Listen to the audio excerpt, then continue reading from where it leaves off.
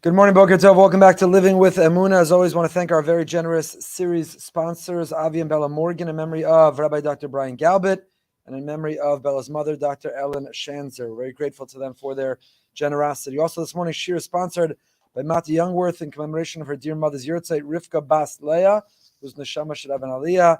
Thank you so much for your sponsorship. We are finishing up. We are concluding today this chapter. We spent many, many months learning about Simcha, learning about happiness and joy, Simcha Sachayim, joy for life, through the work of Rabbi Yitzchak Meir Morgenstern, Bayam Derachecha. And he ends very appropriately. There are no coincidences, nothing is random or chance, but he ends with Inyan Atzar la Churban. How could we spend all this time talking about how our default disposition, how our instinct and intuition has to be for Simcha, Simcha Sachayim, joy and happiness and smiles? What about the Churban? Aren't we supposed to be mourning and grieving? Aren't we supposed to feel its absence and loss? Aren't we supposed to be pained by the fact that there is no Beis HaMikdash? There is a silak hashchina, the withdrawal of the divine presence, rather than feeling an intense hashra'as hashchina. So how do we reconcile? Which is it? Should we walk around and people say, what's the matter? What's wrong? I say, didn't you hear? Didn't you hear what? Beis HaMikdash was destroyed. Many, many years ago when we were children, my brother was working one summer in a laboratory, and he wasn't shaving. It was the 3 weeks. And somebody there in the lab, a non-Jew, I think it was an Asian person, asked him, I could tell you're not shaving. What's the matter? He said, I'm actually in mourning. I'm so sorry, I didn't hear you. You had a loss? He said, yeah, my people are the Jewish people had a loss. What happened? The temple was destroyed. So I get the newspaper. I read it every day. I follow the news. I didn't see anything. I missed it. He said, well, it was 2,000 years ago. 2,000 years ago, and you're mourning and grieving today. And Napoleon is quoted famously as saying, when he passed by in his conquest on Tisha B'Av, a group of Jews sitting on the floor crying, and he asked what it was about, and he found out they were sitting and mourning and grieving and crying the destruction of a Beis HaMikdash. He said, a people who could cry for something from so long ago are destined to see it be rebuilt.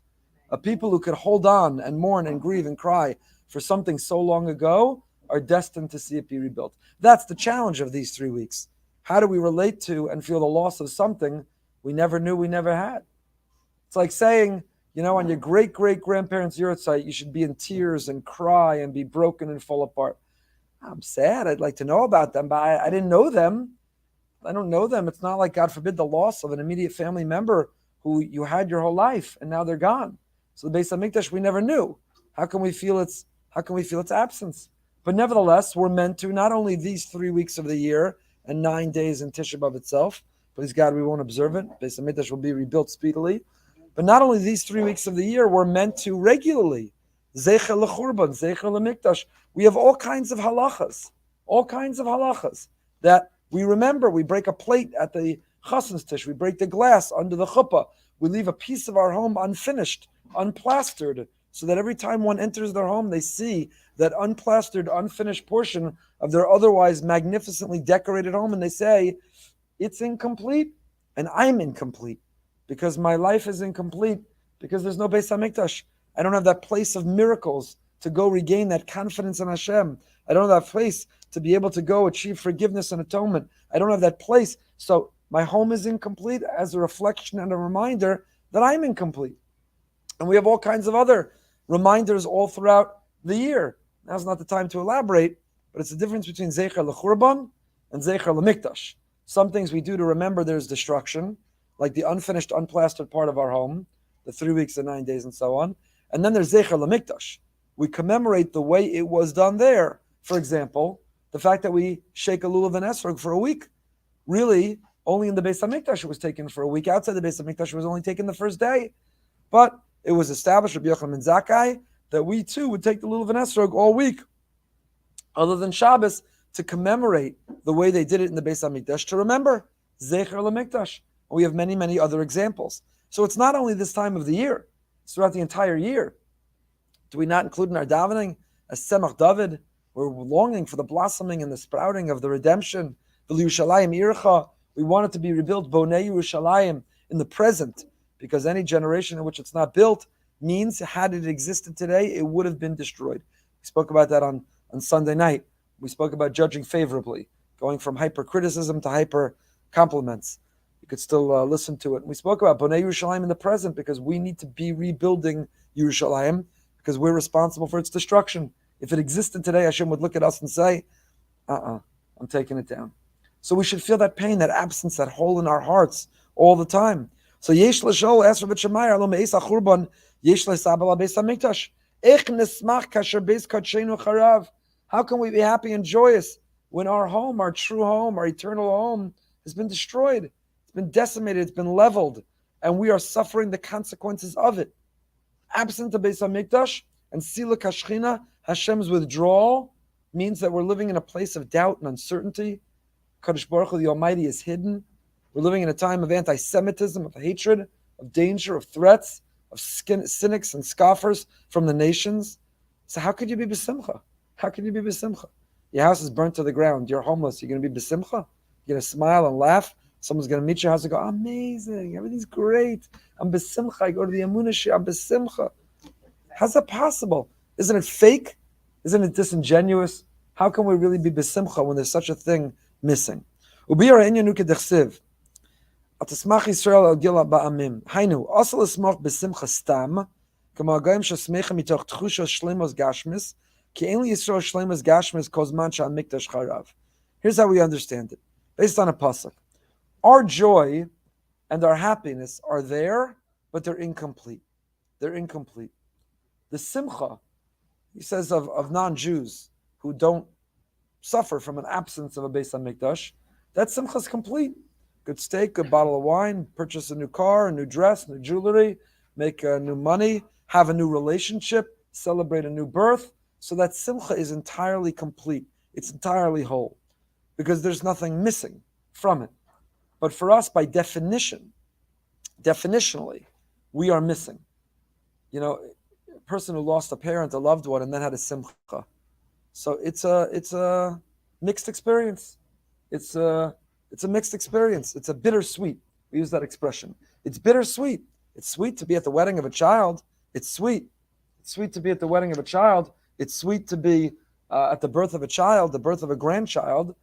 But there's a bittersweetness because you think about who didn't walk down the aisle. You think about who wasn't the sandik. You think about who's not there for you to call and tell the good news to. There's an incompleteness and a bittersweetness to it. And that's the life of a Jew. There's simcha, but our simcha is, by definition, always bittersweet. Hashem, I walk around joyful, and I'm happy, and I'm grateful, and I'm focused on what I have, not what's missing. And we spoke about last week that the Baal Shem Tov, bisimcha are the same letters as machshava. It's all about where I place my thoughts and what I choose to think about. I am bisimcha when I place my machshava, my thoughts on what I have, not what's missing. But in that simcha, there's a bittersweetness. There's a bittersweetness. I'm so happy, Hashem. But really, I wish I could be happy with you on Har HaBayis, in Yerushalayim, in the Beis HaMikdash. I wish I could offer a Churban to say thank you. I wish I could offer a Churban to say I'm sorry. I wish I could come close to you and witness the daily miracles that happen there. When I feel doubt or distance, and I need to know that you're there, I could just come to the Beis HaMikdash and see the 10 daily miracles and have certainty and completeness. Simcha shel mitzvah muteres u'mechuyeves. The joy for a mitzvah, not a frivolous joy, not a fleeting joy, not a superficial joy, but a simcha shel mitzvah. The simcha shel mitzvah and yana simcha b'Hashem Yisbarach. What is a simcha shel mitzvah? It is a simcha b'Hashem Yisbarach. It is a simcha b'Hashem Yisbarach. It is tapping into Hashem. We don't have him in the building, but we have him in the mitzvah. We don't have him by going to the destination or the location, but we can still tap into him through the mitzvah that we do. V'lachein nechlal gam simcha stam.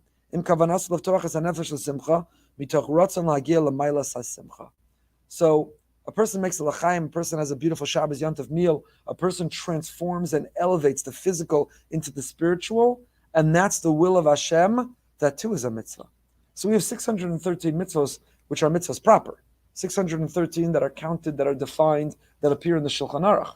So we have to light candles, we have to put on tefillin, we have to observe the holiday, we have to keep kosher. We have 613 rules and regulations. And then we have everything that falls between. Everything that falls between. Where it's what we might call rishus. It doesn't fit into either mitzvah or aveira. It's neutral. When I choose what to wear, when I choose what to eat, how I eat, I have to eat what's kosher. I have to make a bracha before and after I eat. But the attitude and the way I eat, my philosophy of eating, countless other examples are what we call a rishus. But they're not really a rishus. Rabbeinu Bachaya, Balatanya explain that the truth is there's only two categories. Everything I do, I need to stop and ask myself, what does Hashem want? What mindfulness, what attitude am I meant to have right now? What is this experience? Am I living to eat or eating to live? Is the food nourishing only my body, or am I eating in a way that this experience is nourishing my soul? And when we bring the right mindset and mindfulness to all that we do, then we take that which seems mundane and we make it holy, and we transform it and we elevate it, and we find Hashem in it. In fact, maybe we'll learn this next, I don't know yet, but he has in his sefer a beautiful parak on achila, the philosophy of eating. You wouldn't necessarily think a sefer of Chassidus, of Machshava, would have a parak called achila, eating. I mean, you would, if you know the Jewish people, but you'd think it'd be recipes and, recommended restaurants and all kinds of other things like that. But it's not, it's a philosophy of eating. And what's the philosophy of eating? I'll just give you one insight that he has. He says, if we don't eat, what happens to us? We die. You can't live without eating. The Bria, we were created and designed in such a way that the human being needs nourishment. We need to eat in order to live. If you stop eating, you can't live. That means that what's inherent and intrinsic in the morsels of food that we put into our body, the life force, the life source, when we eat, we are actually making contact with the driver of life, with life force, life energy, with life. And who is the one who sustains? Who is the one who gives life? Hashem. So every time we take a bite and we swallow, we are imbibing Hashem into us.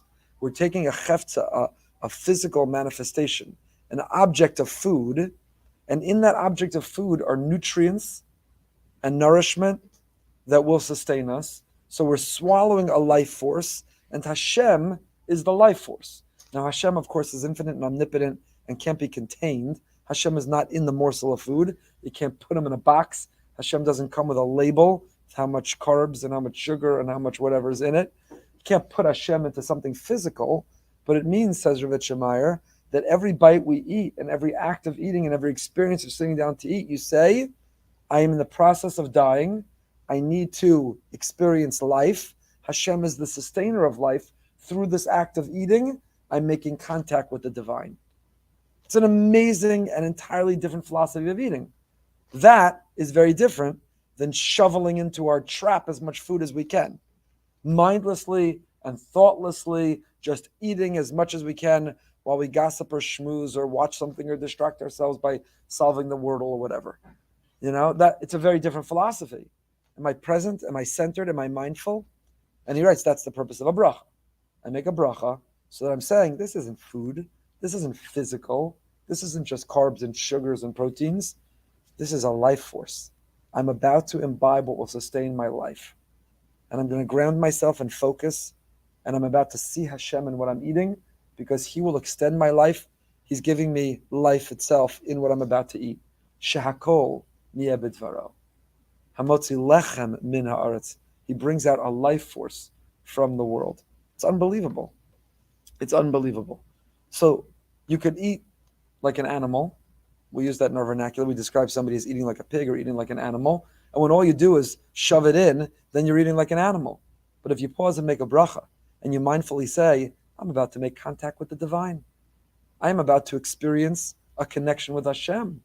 I'm about to imbibe Hashem in me through the gift of the nourishment and the life force that he's given that I could eat. Wow. Now the act of eating is entirely different. So says Rav Yitzchak, even within Simcha Stam, a good steak, that's Simcha. Rare, black and blue, a little char on the outside, nice and rare on the inside, maybe some fried onions with it. That's Simcha. That's Simcha. But if it's just eating like an animal, so that's a Simcha Stam.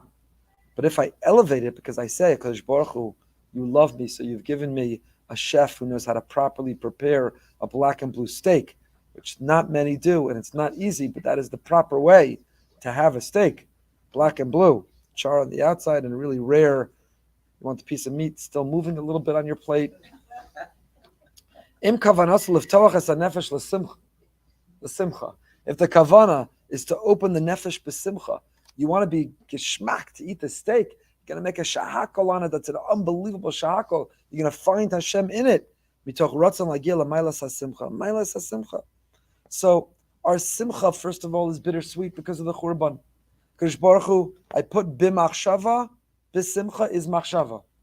Where I put my thoughts, I am b'simcha. Machshava is b'simcha. Simcha, l'smoach is l'tzmoach, Rav Hirsch taught us. L'smoach, when I'm happy, I'm blossoming, I'm flourishing, I'm growing. The sin and the tzadi are interchangeable. L'smoach, l'tzmoach, I'm growing, I'm blossoming. Machshava, b'simcha, same letters. I'm focused on the bracha. I'm focused on what I have, not what's missing. I'm focused on what I'm grateful for, not what I want to complain about. I'm focused on the bracha in my life, not the challenges. Machshava, where I put my thoughts and my focus and my mindfulness and my meditation, that machshava yields, it makes me b'simcha. But my simcha is bittersweet. Because as happy as I am, you walk your child down the aisle, you're on cloud 9. But if a parent or someone you love is not there, is missing, you could be on cloud 9, laced with a little bitterness too. And the Churban is that laced with bitterness. Hagdara sa'avelos yi ga'agua. So how do we understand? We'll go back actually and read the bracket. How do we understand mourning and grieving? If there's such a mitzvah to be b'simcha tamid, if we're meant to be b'simcha all the time and always, how do you tell it to a mourner?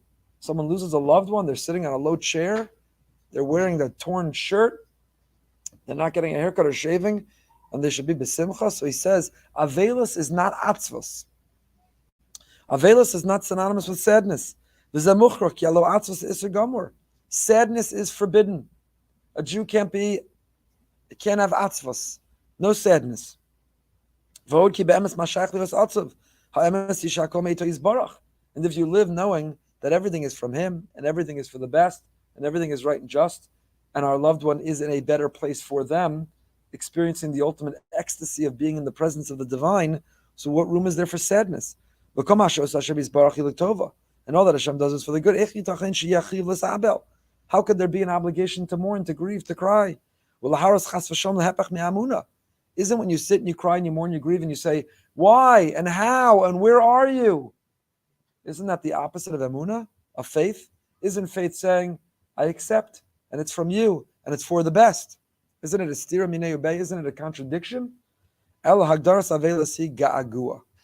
Avelis, and here Rav Yitzchak gives a philosophy of mourning, which is not easy.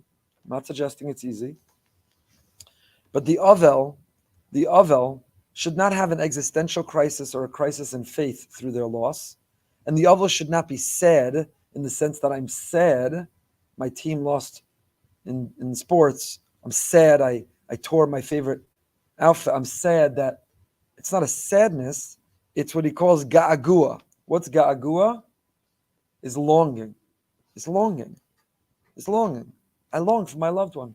I want to hold their hand. I want to feel their embrace. I want to tell them what's happening in my life. I want to be able to pick up the telephone and call them. I have a ga'agua, their absence. I feel that absence, and it's creating a sense of longing in me. Not sadness, but longing.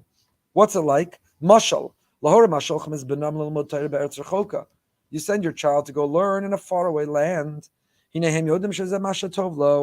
know that's what's good, that's what's right, that's what's best for them.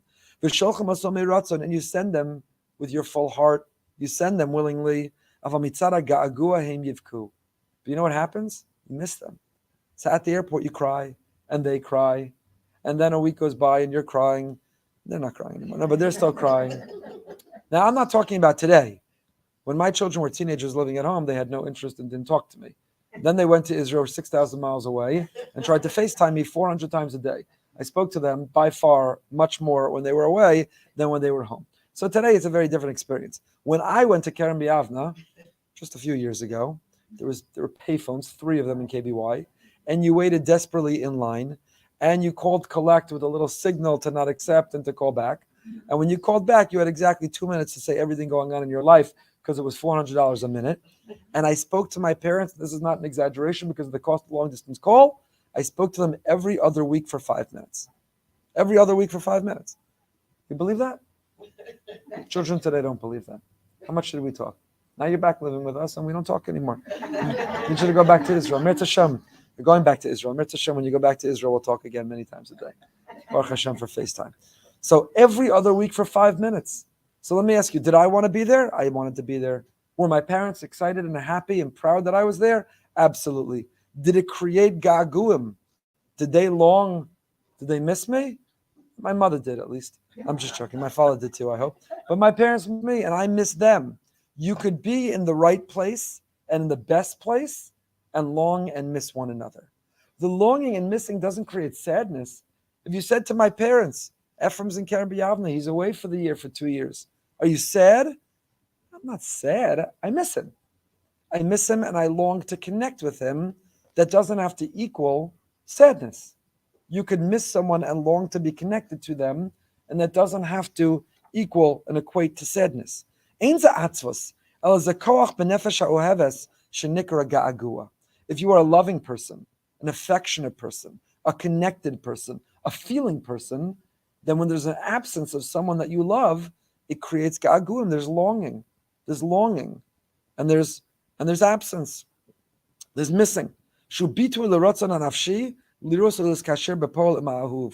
This is an expression of the genuine depth of the soul yearning to see and to connect physically, practically, meaningfully, imahuv, with the one that you love, In other words, when you talk to somebody who's an avel, who mourns and grieves, they say to themselves, I feel the presence of that person all the time. I don't necessarily even miss them spiritually because I feel their presence all the time. This year is dedicated in memory of Brian Galbert, who a couple of weeks ago would have turned 50, whose yahrzeit is coming up on Erev Tisha B'Av, and I feel his presence every day. He was a dear, dear friend and an incredible source of inspiration.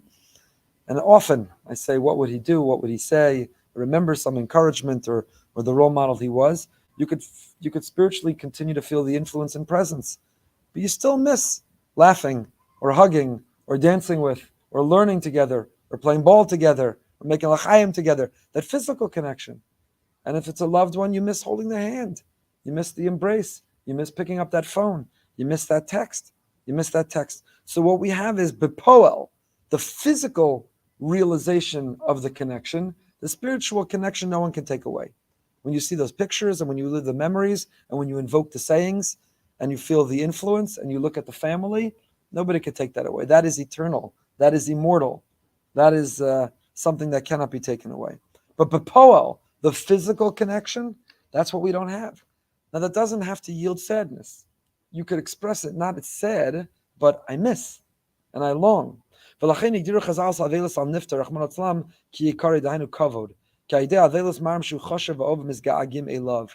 you mourn for someone, you're giving them kavod. It's called kavod ames. You're honoring the deceased. How are you honoring them? When you sponsor the new building on the campus of BRS and you put their name outside, that's honoring them. And by the way, feel free to speak to me after the shir if you'd like to do that. That's honoring when you put someone's name on something. But it's kavod ames because you sat shiva. It's kavod ames because you said kaddish. It's kavod ames because you lit a yahrzeit candle on the yahrzeit. You said yizkor. It's kavod ames because that's kavod ames. The answer is that's kavod. You know why? Because when you say you didn't just disappear and you're not invisible and you didn't, I miss you. I have gagu. I long for you. I miss you and I long for you and I feel that absence and that hole in my heart. That's kavod. That's honoring. You're not invisible. You didn't disappear without a trace. So if you see mourning not as sadness, but as longing and missing, then it's no longer a contradiction to Emunah, to faith. Because the tears are not for the death, because a person who stops and says to themselves, particularly if one's loved one was suffering or struggling at the end of life, as many or most do physically, mentally, then you're not crying really for them, because when you pause and you think about it, you say, they are in the world of eternity, they are in the world of bliss, they are in a world where they're no longer suffering or compromised, they are in a world where there is no struggle, they are in a world where they are flying and thriving and flourishing, they are in a world where they are experiencing the ultimate pleasure and bliss of the presence of Hashem, and they are still looking down and they're still connected to all of us. We don't cry and mourn and grieve for them. Really, all those feelings are for us. For them, good, I'm happy, it's good for them. Like a parent whose child is off in Israel, in yeshiva and seminar. I'm happy for them. They're in the best place for them. They're having a phenomenal experience for them. But I'm sad. But I miss them. I'm not sad. I'm not supposed to be sad. But I miss them. But I miss them and I long for them. And so I'm crying for missing them. I'm not crying. You know when we cry? When they're on all kinds of machines and connected to all kinds of tubes. We cry when they're in pain and all kinds of pain medications. We cry when they struggle or suffer in this world. That's when we cry for them. But when they transition to the next world, we're not crying for them. At that point, the tears are for us. For us. I long. I feel an absence. I desire a connection. So that's not a contradiction to faith. My faith empowers me to know that they're where they're meant to be.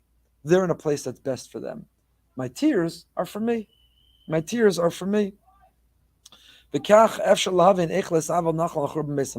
this we can understand how to properly grieve and mourn the absence of the Beis HaMikdash. We're not crying because the bricks and mortar were burnt to the ground. We're not crying because the Mizbeach was disassembled and the Parochas was pierced by Titus HaRasha. We're not crying for the physical material. Rather, you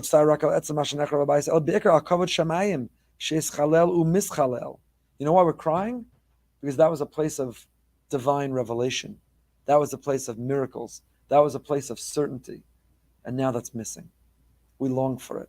We feel its absence. We yearn for the physical connection. And you know why we're crying? Because when a parent has expelled the child from the home and says, I have to practice tough love. It's not that I don't love you. It's the hardest thing in the world for parents. I've been countless times with parents through that process. But when a parent has to practice tough love and says, the reason I'm throwing you out of the house and the reason that I'm withdrawing any help and support is not because I don't love you. It's because I love you so much that this is the only thing I could do to shake you out of your circumstance. Tough love. There's nothing harder in the world for a parent than tough love. But yet the loving parent, when the circumstance demands, will practice that tough love. Kadosh Baruch Hu is practicing tough love with us. Tough love with us. He threw us out of the house. And he said, I love you so much that I need to wake you up and shake you up. I need to do an intervention to get you to change your ways, that I've thrown you out of the house. In fact, I burned the house to the ground. There is no house for us right now. We can't live together right now. You're on your own because of that tough love. And so our tears in this period is not because of sadness. It's missing and longing to be together with him. It's the reality of that tough love, that we are the recipients of it. Not with doubt that he's doing it out of love, but with the reality that he needs to do tough love. So the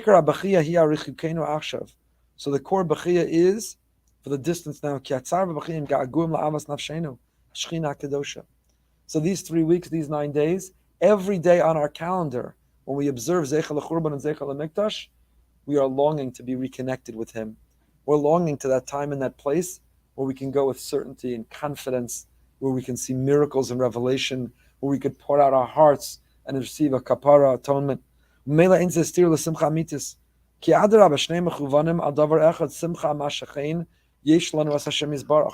So by the way, we have a Kaddish club that meets once a month. Those who are in the year of mourning, we learn and we have a sort of support group together. And we often talk about that when you pass that picture or you have that trigger that reminds you of the loved one who's not here and you cry, there's even a little simcha in that. Why? Because you say, you know, as much as that just tore open the wound again, it ripped off the scab, but it's a relief and it's a point even of joy to know that they were so important to me, I still miss them enough to cry. That relationship is still so alive that it hasn't dissolved or disappeared. It hasn't lost its intensity.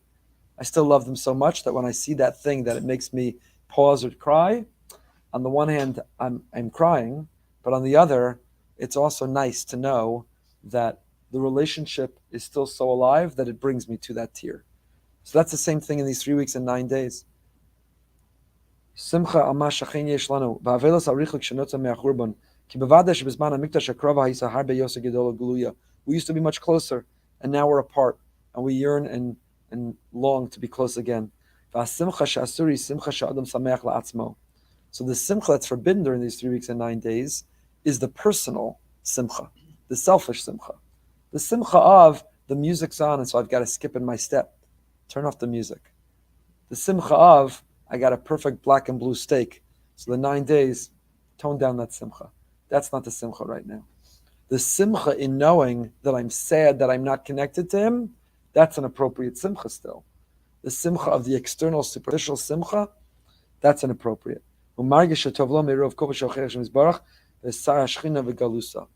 the Hasidim, the Rebbe say, many say, Mishenichnas Av, Rosh Chodesh Av is coming up. When the month of Av enters, Mimatin b'simcha. We lower our level of simcha. I've told you many times, as Schwab said, simcha is like a pilot light. Sometimes you raise it, it's cooking, it's fire. Sometimes you have to lower it and let it simmer. But it can't ever be extinguished. So simcha in our life can never be extinguished. In Adar, all cylinders, we raise that flame. The rest of the time, it's at a good steady level. Av, we lower it a bit, but you always have to have simcha. So the Hasidim say, not mishenechnesav mima'atin b'simcha. It's not when the 9 days start, no laundry and no swimming and no meat and no. It's mishenechnesav mima'atin. When Av comes, we have to do less. But how? B'simcha. Mishenechnesav mima'atin kama. How? Mishenechnesav mima'atin how? B'simcha. Even when we're mema'it, the way we are mema'it is b'simcha. You can never forfeit. You can never shut off that simcha. A Jew always has to be b'simcha. Not sad. You could be b'simcha even within longing and missing and yearning. So this is the time of year that we focus on the yearning and the longing and the missing. And how do we do it? Even that we do with a sense of simcha. Tonight's Behind the Bima you do not want to miss. Chava Willig Levy is an amazing, amazing woman, motivational speaker, advocate, author. She was diagnosed with 2 forms of polio as a child, and she's confined to a wheelchair. Her husband is blind. They have children and beautiful grandchildren. She's an incredibly inspiring person. You do not want to miss the conversation Yocheved and I will have with her tonight, Behind the Bima. Until next time, stay happy, stay healthy, and stay